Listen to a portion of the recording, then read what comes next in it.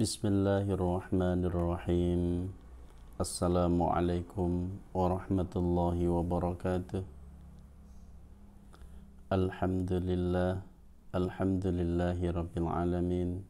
Assalatu wassalamu ala nabiyyina Muhammadin wa ala alihi wa azwajihi wa auladihi wa dhurriyyatihi wa sahbihi ajmain wa man tabi'ahu ila yaumiddin, amma ba'd. Bapak Ibu yang kami hormati, banyak sekali yang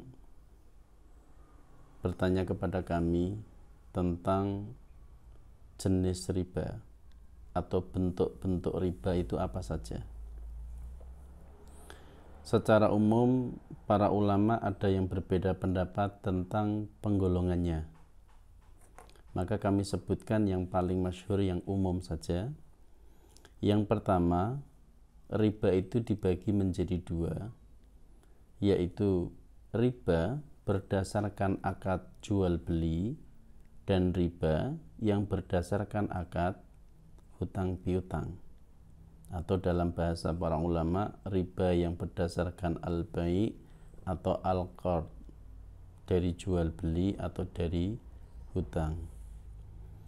Berdasarkan akad jual beli, maka riba itu ada dua yang paling umum. Yang pertama adalah riba nasi'ah, dan yang kedua adalah riba fadl.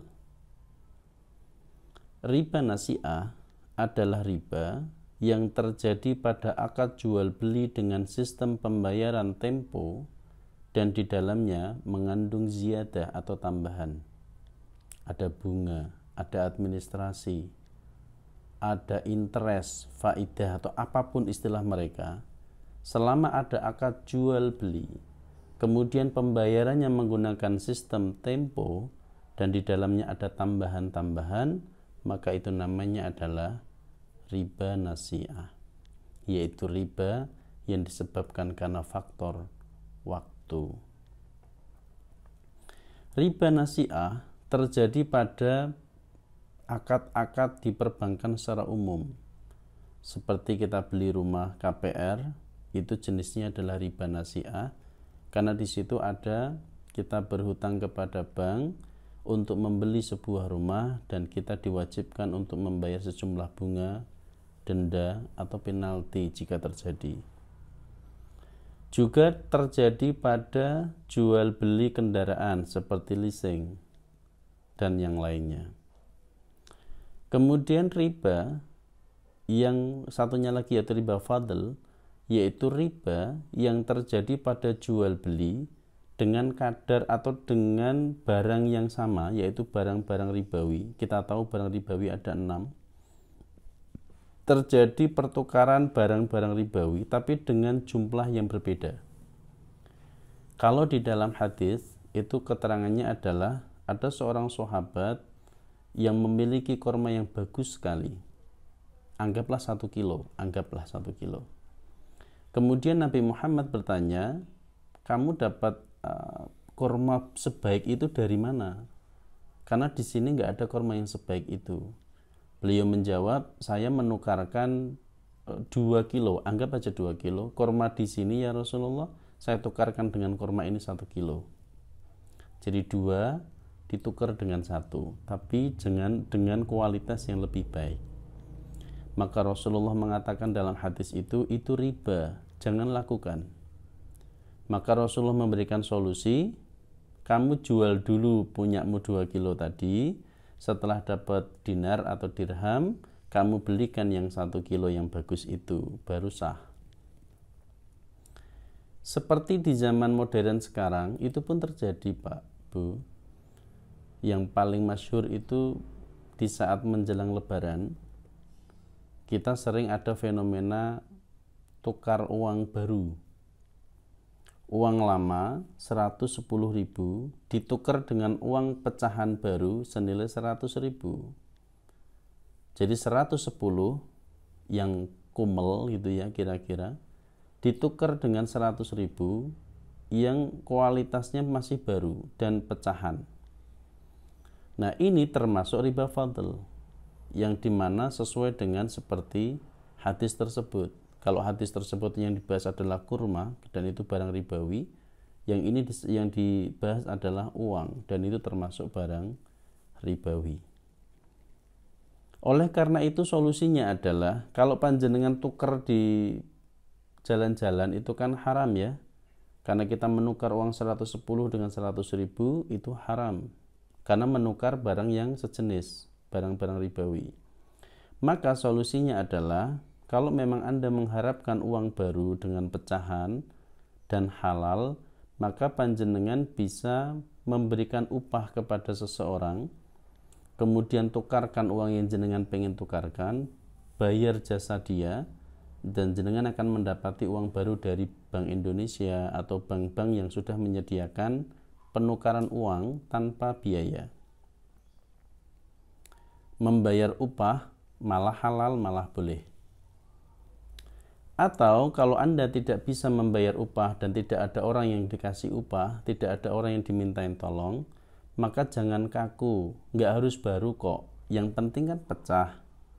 Anda bisa tukar ke tukang parkir, ke pom bensin, ke Indomaret, atau kemanapun. Yang penting uang Anda menjadi pecah, sehingga Anda bisa gunakan untuk berbagi di hari Lebaran nanti. Dan itu tidak mengurangi pahala sedikit pun. Apakah kalau dengan uang yang baru, wangi, kemudian pahalanya lebih besar daripada uang yang kumel? Tidak. Ini hanya masalah gengsi saja. Beban nilai rupiahnya tetap sama. Nilai rupiahnya tetap sama. 5.000 baik baru maupun yang kumel tetap saja punya bobot atau nilai yang sama. Demikian itu solusinya yang menurut hadisnya demikian. Ini ada riba fadl, ada riba nasi'ah. Yang kedua, ada namanya riba yang disebabkan akad utang piutang biasa. Seperti di zaman jahiliyah misalkan, itu disebut dengan riba jahiliyah karena memang terjadi di zaman itu. Kita hutang 100 dinar atau kita rupiahkan saja ya, karena dinar tidak terlalu populer hari ini. Kita hutang 100 juta rupiah, kemudian kita berjanji akan mengembalikan nanti di tanggal 30 sebanyak 100 juta, tetapi ternyata kita nggak mampu mengembalikan tepat waktu.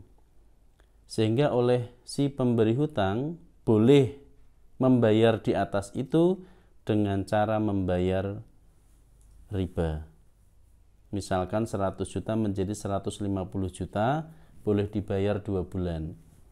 Nah, ini adalah riba jahiliyah karena terjadi di zaman jahiliyah yang berdasarkan akad utang piutang murni, tidak ada jual beli di dalamnya.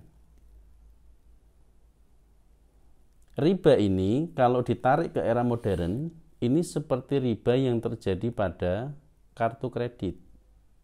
Dimana kalau kita membayar kartu kredit sebelum jatuh tempo, maka tidak ada bunganya. Tapi kalau melebihi jatuh tempo, akan dikenakan bunganya. Ini disebut dengan riba jahiliyah. Nah, sedangkan riba-riba yang hari ini terjadi yang marak sekali di bank-bank dan lain-lain itu lebih kejam, Bu, daripada riba jahiliyah. Karena hari ini kita punya utang, baru terima uangnya saja sudah dipotong. Ada provisi, ada administrasi atau macam-macam. Nanti kalau kita membayarnya tepat waktu, masih juga dikenakan bunga. Nanti masih juga kalau misalkan kita terlambat membayar akan dikenakan denda. Luar biasa ya. Dan kalau kita percepat pembayarannya kena penalti. Kena di mana-mana kita. Wah, ini lebih jahiliyah daripada jahiliyah, kira-kira begitu bahasa lapangan kita ya. Kemudian ada riba yang bersifat riba qard. Riba qard itu riba yang dari utang piutang biasa, seperti kita utang 100 rupiah kembali 110 rupiah kapanpun dibayar. Maka ini para ulama menyebut dengan istilah riba qard, riba yang berasal dari utang piutang biasa. Maka kenali riba-riba ini, jenis-jenis riba ini yang ada di dalam masyarakat. Mudah-mudahan kita terhindarkan dari akad-akad riba, karena memang kami membaca Pak, bahwa Rasulullah pernah bersabda bahwa akan datang sebuah zaman, di zaman itu manusia semuanya berakad riba. Bagi yang menjaga dirinya, mereka masih kena debu-debunya. Rasulullah juga pernah mensabdakan di Bukhari Muslim misalkan, akan datang sebuah zaman di mana manusia tidak peduli dengan halal haram. Dia peroleh harta dari mana dia nggak peduli, itu dari harta yang halal atau yang haram, dari cara yang halal atau haram, dia nggak peduli. Dan sepertinya hari ini adalah zaman yang beliau maksudkan. Maka mudah-mudahan dengan ini kita bisa menjaga diri kita. Terakhir sebelum kami tutup, mengapa halal haram itu penting untuk diperhatikan? Karena surga dan neraka bukanlah dongeng. Demikian, kurang lebihnya mohon maaf, kami akhiri. Assalamualaikum warahmatullahi wabarakatuh.